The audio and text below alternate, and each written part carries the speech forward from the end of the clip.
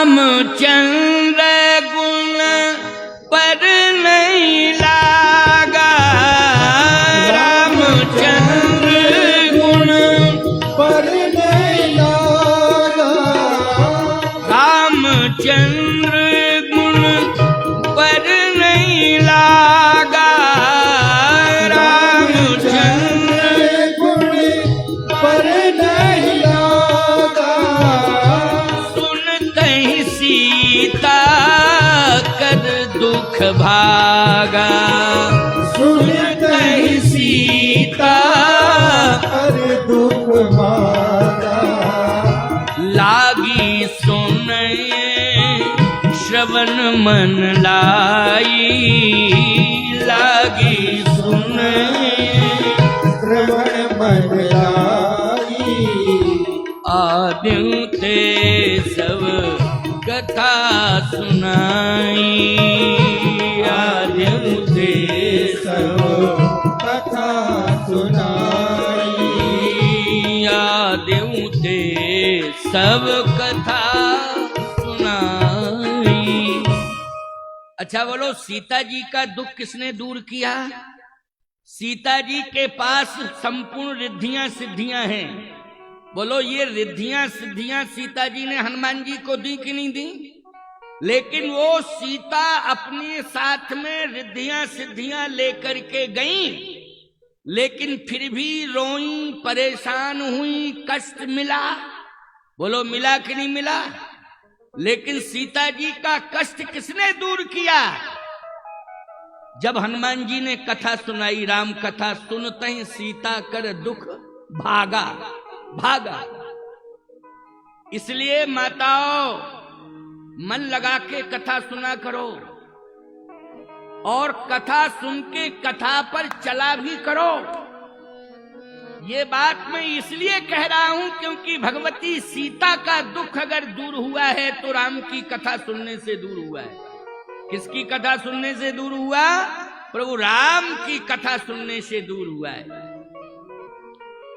इसलिए अगर दुख दूर करना है तो चाहे शंकर जी हो, चाहे गणेश जी हो, चाहे दुर्गा जी हो, चाहे कालिका हो, चाहे वह और भी देवी देवता हो, क्योंकि नाम बहुत हैं, ये सभी देवी देवता जितने भी हैं एक ही बात कहेंगे कि जब तक तुम कथा नहीं सुनोगे और कथा के अनुसार नहीं चलोगे तब तक परेशान ही रहोगे, परेशान रहोगे। तुम्हारे दुख को, परेशानी को कोई दूर नहीं कर पाएगा।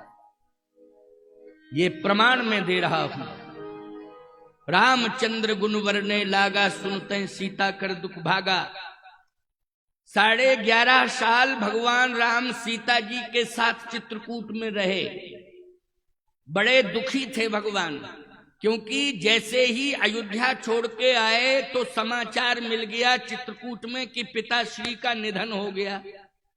अब बताओ भाई, अयोध्या छोड़ी और चर्चा ये सुनने को मिली कि आपने अयोध्या छोड़ी, आपके वियोग में आपके पिताजी ने प्राण त्याग दिए। बोलो भाई, ये चर्चा सुनकर के दुख होगा कि नहीं होगा? क्योंकि बदनामी मिल रही है। अगर राम जी लोग कहने लगे घर नहीं छोड़ते प्रभु राम तो दशरथ जी के प्राण नहीं जाते, लेकिन छोड़ के चले आए तो तड़प तड़प करके हा राम हा राम हा राम हा राम हा राम कह करके प्राण त्याग दिए। हा राम हा राम हा राम। आपको एक बात बतावें, राम राम तो हम सब कहते हैं, लेकिन चूंकि दशरथ जी महाराज के पुत्र हैं राम, बोलो है कि नहीं? जैसे तुम्हारा बेटा, उसका नाम राम ना हो, श्याम ना हो, उसका नाम, अब क्या नाम बता दें? आजकल तो बड़े विचित्र नाम रखे जाते हैं, है ना? अगर तुम्हारा बेटा यदि किसी की कोई नाम ले और कोई अन्यथा ना ले ले तो मैं कह ही देता हूं, तो कोई बात नहीं। अगर तुमने अपने बेटे का नाम मान लीजिए भानु रख दिया, भानु प्रकाश, ठीक है ना। अच्छा भानु, अब वो चला जाए बंबई और वो ये कहे कि हम बंबई से 14 साल बाद लौटेंगे, तब तक आएंगे नहीं, और तुम मेरे पास बंबई मत आना और मैं आऊंगा 14 साल बाद, और बाप कहीं गांव में भानु भानु भानु भानु भानु भानु कह के मर जाए तो बोलो पूरा क्षेत्र गांव यही कहेगा ये भानु की देन है कि आज बाप भानु भानु कह के चला गया। अगर ये भानु नहीं जाता बंबई और ये इतने साल बाद लौटने की बात नहीं कहता तो बाप मरता नहीं, लेकिन बाप मरा है तो भानु भानु भानु भानु कह करके मरा, मतलब बेटे का नाम ले करके मरा। दशरथ जी किसका नाम लेके मरे, जल्दी बोलो? राम राम। अच्छा, इसके पहले एक बात दशरथ जी ने और कही, राम चले बन ये प्राण न जाही, और कहीं सुख लाग रहत तन माही। राम तुम जा रहे हो बन, मेरे प्राण क्यों नहीं जा रहे हैं? हे प्राण, कौन सा सुख भोगने के लिए आज तुम मेरे अंदर हो? निकल जाओ निकल जाओ निकल जाओ, क्योंकि मैं राम के बिना नहीं रह सकता हूं। और जब राम जी का ये समाचार सुमंत जी ने सुना दिया कि लौटे नहीं हैं, तो बोलो भाई उसी समय दशरथ जी ने प्राण त्यागे जब सुमंत जी लौट करके आए। सुमंत जी ने कहा नहीं लौटे। दशरथ जी ने कहा तो मैं मर रहा हूं, राम राम राम राम राम राम कह के प्राण त्याग दिए। भगवान ने कहा कि इसका मतलब है कि कुछ लोग ऐसी चर्चा कर रहे हैं कि राम के जाने से प्राण चले गए। तो राम जी ने कहा कि अब मैं क्या करूं, मेरे पिता ने तो प्राण त्याग ही दिए। अब बड़े बेचैन हैं भगवान राम, बेचैनी बढ़ती जा रही है। महात्मा आ रहे हैं तो राम जी एक ही बात कह रहे हैं कि हमारी बेचैनी कैसे दूर होगी, ये उपाय बताओ महात्माओं से। ये जो पिता के मरने का कष्ट है, ये कष्ट कैसे दूर होगा, महात्माओं से पूछ रहे हैं कि आप बताइए। महात्माओं ने कहा एक ही उपाय है कि कथा सुन लो। क्या सुन लो? कथा सुन लो, दुख दूर हो जाएगा। अच्छा एक बात बताओ, तुम्हारे परिवार में कोई मरता है तो मरने के बाद कथा होती है कि नहीं? किसकी? गरुड़ पुराण की कथा। बोलो किसकी कथा होती है? अच्छा छत्तीसगढ़ में होती है गरुड़ पुराण की कथा कि नहीं? मैं गलत तो नहीं कह रहा हूं? भागवत की नहीं होगी, रामायण की नहीं होगी और पुराण नहीं, लेकिन कथा होती है ना, उसका नाम क्या है? गरुड़ पुराण। अच्छा ये गरुड़ पुराण क्यों? दोनों का कष्ट दूर हो जाए, जो चला गया है उसका भी कष्ट दूर हो जाए और जिस परिवार से गया उस परिवार का भी कष्ट दूर हो जाए। बोलो इसके लिए क्या उपाय बताया है सनातन में? कथा। बस अंतर इतना है कि उस समय राम कथा भागवत कथा नहीं होती है, उस समय गरुड़ पुराण की कथा होती है। लेकिन होती है कि नहीं होती है? अच्छा अगर ये छत्तीसगढ़ में परंपरा है तो जरा हाथ उठा करके बताओ कि महाराज जी हाँ ये सत्य है, गरुड़ पुराण की कथा होती है। हाँ हाथ तो उठ गए, नहीं तो हम ये समझे कि लोग कहें कि महाराज क्या बोल रहे हैं, आज पता नहीं क्या बोलना शुरू कर दिया। लेकिन सही बात है, गरुड़ पुराण की कथा होती है। महात्माओं से भगवान राम कह रहे हैं कि पिताजी के मरण का समाचार जब से मैंने सुना है नींद नहीं आ रही है, मुझे बड़ा कष्ट है। महात्माओं आप पधार रहे हो तो मैं एक ही प्रार्थना कर रहा हूं कि मेरा कष्ट दूर हो, ऐसा कोई उपाय बताओ। महात्माओं ने कहा ऐसा एक ही उपाय है और कोई उपाय नहीं है, जबकि चित्रकूट के जंगल में इतनी औषधियां हैं कि कोई महात्मा औषधि ला करके दवा लाके दे देता, कह देता राम इसको पाओ और प्रेम से सो जाओ। भरपूर नींद आएगी, भरपूर नींद आएगी, प्रेम से सो जाओ। लो इसको पाओ, प्रेम से सो जाओ। लेकिन उन महात्माओं ने ना कोई औषधि राम को दी है, ना ही किसी भी प्रकार का अन्य कोई उपाय बताया। केवल संतों ने यही कहा है, राम अगर दुख को दूर करना है तो मेरी वाणी से, संतों की वाणी से कथाएं सुन लीजिए। कथाओं को सुनने से सारा दुख दूर हो जाएगा। मैं नहीं कह रहा हूं, रामायण का ये दोहा बोल रहा है। दोहा बोले तहां बैठ आवत देख मुदित मुनि वृंदा,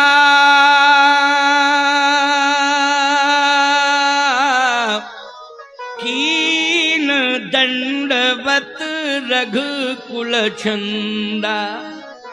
कीन दंडवत, भगवान ने महात्माओं को प्रणाम किया और बिठाला, कहा बैठो, दुख दूर करो।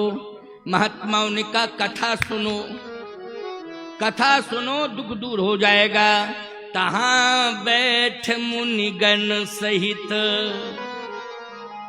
तहां बैठ मुनिगण सहित, नित्य सिय राम सुजान। ओ सुनहि कथा इतिहास सब, आगम निगम पुराण। क्यों भाई, ये दोहा प्रमाण है कि नहीं? वैसे मैं अपने मन से कोई बात नहीं कह रहा हूं। यदि शब्दों में बहला दूं अलग बात है, लेकिन मैं कोई शब्दों में आपको नहीं बहला रहा हूं। मैं छंद सोरठा दोहे का प्रमाण दे करके पुष्टि कर रहा हूं। आवत देख मुदित मुनि वृंदा, कीन दंडवत रघुकुल चंदा। तहां बैठ मुनिगण सहित, नित्य सिय राम सुजान। ओ सुनहि कथा इतिहास सब, आगम निगम पुराण। भगवान ने ऋषि मुनि महात्माओं से कथाएं सुनी। कथा सुन करके क्या हुआ? दुख दूर हो गया। तो राम जी का दुख किसने दूर किया? कथा ने। और सीता जी का दुख किसने दूर किया? कथा ने। तो बोलो तुम्हारा दुख दूर कौन करेगी? भगवान की कथा। इसलिए कथा सुन लेना। तो बिल्कुल ये मैंने लाखों की बात, लाखों प्रमाणों की पुष्टि के साथ मैंने ये बात कही है आपको। इसलिए इस भाव को पूरी तरह से हृदयस्थ कर लेना, मनन करना। जब भी कहीं सत्संग हो, चाहे जितने व्यस्त रहो, व्यस्तता को छोड़ करके सत्संग में पहुंच जाना। जहां भी यज्ञ हो, यज्ञ में पहुंच जाना प्यारे। यज्ञ की परिक्रमा करके संत वाणी से सत्संग श्रवण कर लेना। कोई दुख नहीं रहेगा जीवन में, सारे दुख दूर हो जाएंगे। ये बिल्कुल प्रमाण है। अब आगे चित्रकूट के आगे का प्रमाण आपको थोड़ा सा आगे बढ़ रहे हैं, क्योंकि आज मैं यही बता रहा हूं कथा की क्या महिमा है, कथा सुनने से क्या लाभ है। जैसे भगवान ने 11.5 साल तक महात्माओं से कथाएं सुनी, तो भगवान को आत्म परितोष मिला, भगवान को सुख शांति का अनुभव हुआ। यद्यपि ब्रह्म है, भगवान है, कथा उन्हीं की है, लेकिन नर लीला कर रहे हैं। क्या कर रहे हैं? नर लीला कर रहे हैं। और तुम्हें शिक्षा दे रहे हैं भगवान, क्या कि कथा नहीं सुनोगे और कथा पर चलोगे नहीं तो तुम्हें सुख शांति मिलने वाली नहीं है। अब आप देखें, देवता चित्रकूट आए, इंद्र और जितने देव सब चित्रकूट आए। अमर नाग किन्नर दिशिपाला, और चित्रकूट आए तहीं काला। सभी देवी देवता उतर के आ गए, स्वर्ग से सब देवता उतर के आ गए चित्रकूट में। चित्रकूट क्या बन गया है? बोले चित्रकूट जो है बैकुंठ भी है, स्वर्ग भी है, बैकुंठ भी है, और चित्रकूट धाम अयोध्या भी बन गया है। क्योंकि अवध तहीं जहां राम निवासु, राम जी के रहने से चित्रकूट अयोध्या बन गया है, देवताओं के आने से स्वर्ग बन गया है, और भगवान स्वयं निर्गुण निराकार ब्रह्म सगुण साकार बन के आया तो चित्रकूट बैकुंठ भी बन गया है। अब तो चित्रकूट में सब कुछ है, लेकिन एक घटना घट गई चित्रकूट में। क्या घटना घटी? भगवान ने एक रास किया है चित्रकूट में, कामदगिर में किया है। ये जो कामदगिर पर्वत आप देखते हो ना, आपको पहाड़ लगता है, लेकिन इसमें 4 दरवाजे हैं, प्रवेश द्वार हैं 4। ये 4 द्वार उसी जगह पर होता है जहां अंदर भवन होता है, तब द्वार होता है। अच्छा, पहाड़ों में दरवाजे होते हैं कहीं? जल्दी बताओ जरा, पहाड़ों में दरवाजे होते हैं क्या? नहीं होते हैं, लेकिन कामदगिर में 4 दरवाजे हैं। क्यों? ये पूरा पर्वत ऊपर से पर्वत जैसा दिखाई दे रहा है, लेकिन अंदर इतना बढ़िया महल बना हुआ है, गजब का महल बना हुआ है, आप आश्चर्यचकित हो जाओगे। आप ये कह सकते हो कि आप कामदगिर पीठाधीश्वर हो, तो आपने देखा है क्या? देखा है? देखा है कि खूब देखा है? आप कहो महाराज हमारे साथ चलो, हमको दिखाओ, आ जाओ चित्रकूट में, हमें उसमें महल दिखाई देगा, और तुम जो हो ये कहोगे हम कहीं आगे बढ़ो, तुम कहोगे महाराज आप ही चले जाओ, हम तो पीछे जा रहे हैं, हमको आगे नहीं जाना है, देख लेना आप हमारे साथ चलना और हम तुम्हारे सामने ही प्रवेश करेंगे।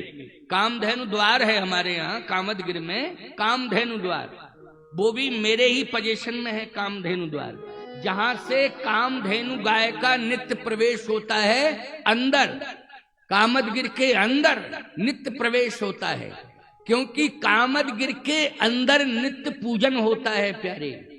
और आज भी कामधेनु उस पूजन में सम्मिलित होती है और अपने दुग्ध से अभिषेक करती है। बोलिए गौ माता की।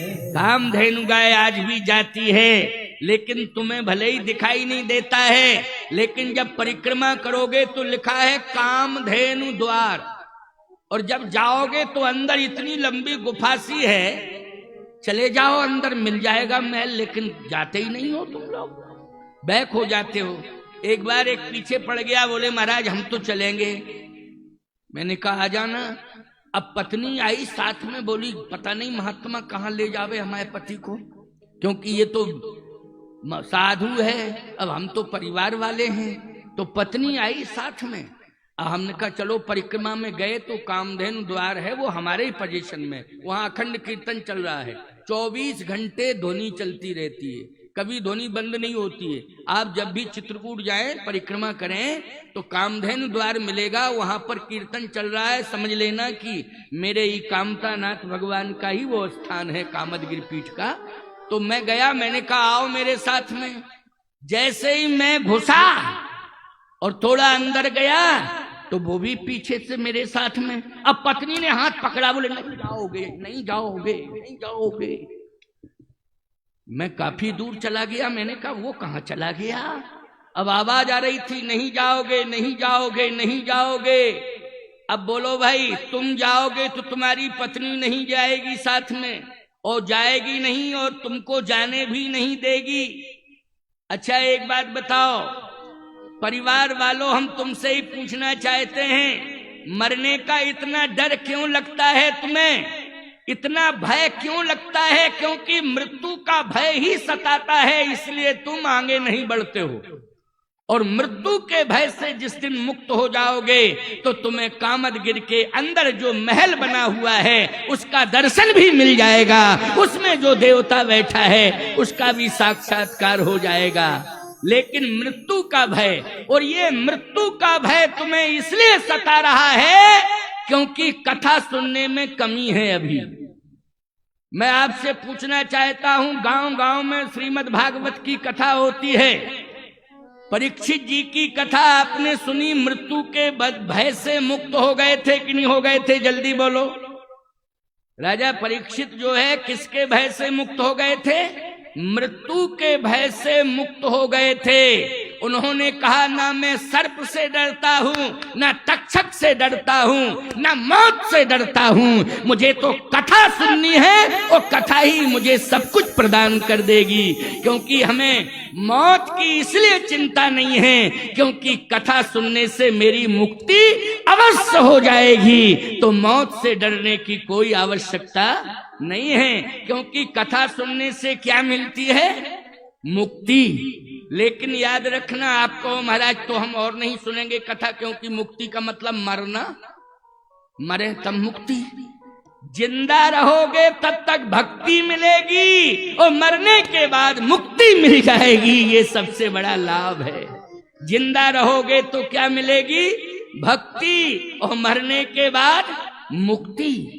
ये ऐसी कथा सुना रहा हूं मैं आपको, इसलिए हमेशा संकल्पित होकर के कथा में आओ और कथा को ध्यान से सुनो और कथा सुन के कथा पर चलने की कोशिश करो। समझ रहे हो कि नहीं? इसलिए कथा की अपनी मर्यादा होती है। तो मैं चर्चा कर रहा था कि वहां कामदगिर के अंदर बहुत बढ़िया महल बना हुआ है, इसलिए 4 प्रवेश द्वार हैं। उन द्वारों से प्रवेश करके अंदर जाया जा सकता है। ये क्यों बनाया गया महल? प्रभु श्री राम जब गए तो प्रभु श्री राम की माया ने उस महल का निर्माण कर दिया। किसने? प्रभु की माया ने। देखो भाई, अगर बाहर निर्माण तो अंदर क्यों निर्माण किया माया ने? बाहर क्यों नहीं किया? बाहर निर्माण होता तो विरोध हो जाता। कैसा वनवास है बोलो? बढ़िया आलीशान हवेली में रह रहे हैं सीताराम, काहे का वनवास? लेकिन अंदर है, केवल लीला के लिए जाते हैं, बाकी निकल के बाहर पर्वत पर बैठ जाते हैं सीताराम जी। वहां ब्रह्मा, विष्णु, महेश, इंद्र आदि आदि देवता ये सभी आते हैं। 99 रास हुए हैं। पद्म पुराण के कौशल खंड में वर्णन आता है कि 99 रास भगवान ने चित्रकूट में किए हैं कामदगिर के अंदर। अब 100वां महारास जो ब्रजभूमि में हुआ वो भी चित्रकूट में ही होने वाला था, लेकिन वो एक महारास नहीं हो पाया, केवल 99 रास हुए हैं। महारास पूर्ण करने के बाद ही भगवान को चित्रकूट से जाना था, लेकिन वो एक महारास नहीं हो पाया। क्यों नहीं हो पाया? जरा सुन लो, बड़ी अद्भुत बात है, बहुत सुंदर बात है, महत्वपूर्ण। रास लीला होती है, रास होता है तो श्रृंगार होता है कि नहीं होता है? जल्दी बोलो, होता है श्रृंगार कि नहीं होता है? अद्भुत श्रृंगार होता है। भगवान राम जो है सीता जी का नित्य श्रृंगार करते थे, और कहां करते थे जानते हो? गोस्वामी जी कहते हैं स्फटिक शिला पर बैठा करके मंदाकिनी के किनारे श्रृंगार करते थे। बोले एक बार चुन, एक बार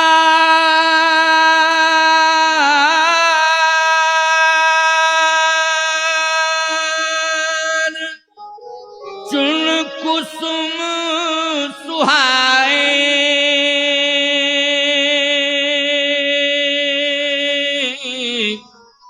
और निज कर भूषण राम बनाए।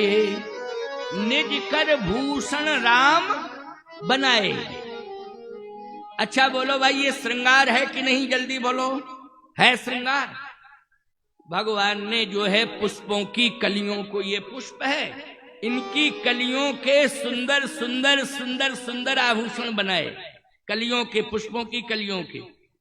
आप कहो पुष्पों की कलियों के क्यों बनाए? सुंदर सुंदर स्वर्ण हार अयोध्या से, जनकपुर से, कहीं से भी आ सकते थे, लेकिन पुष्पों के हार।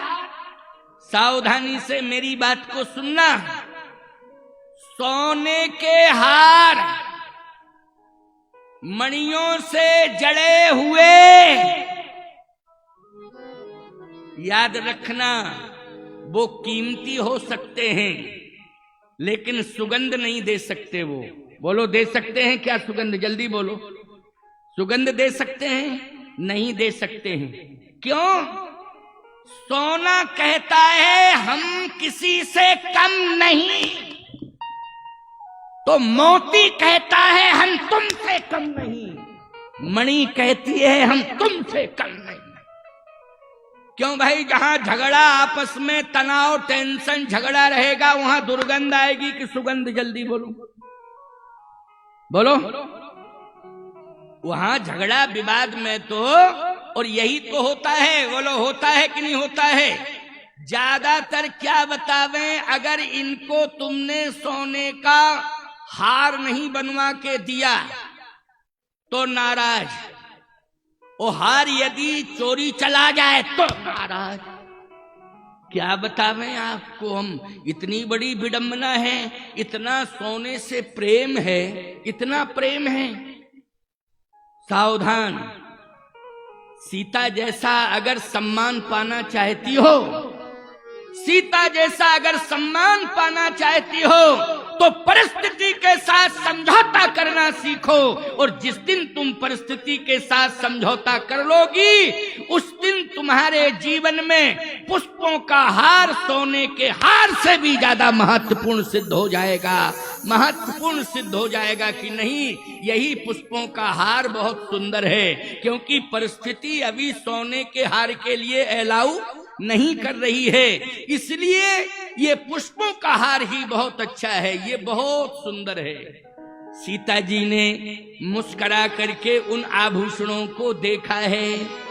भगवान राम ने कहा, सीता रासलीला कर रहा हूं, और रासलीला में श्रृंगार की जरूरत है, और श्रृंगार में किसकी? आभूषणों की जरूरत है। लेकिन आभूषण इस समय न सोने के हैं, न चांदी के हैं, न मणि माणिक्य के हैं, यहाँ तो केवल पुष्पों की व्यवस्था है। सीता जी ने कहा, पुष्प ही तो सुंदर होते हैं, क्योंकि सुमन, सुमानी सुंदर और मन मानी अंतःकरण।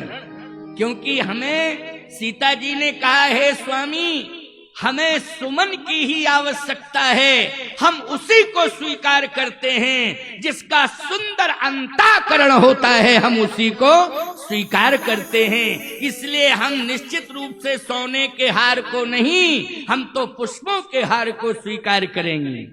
इसलिए एक बार चुन कुसुम सुहाए, ओ निज कर भूषण राम बनाए, ओ सीता ही पहिराए प्रभु सादर,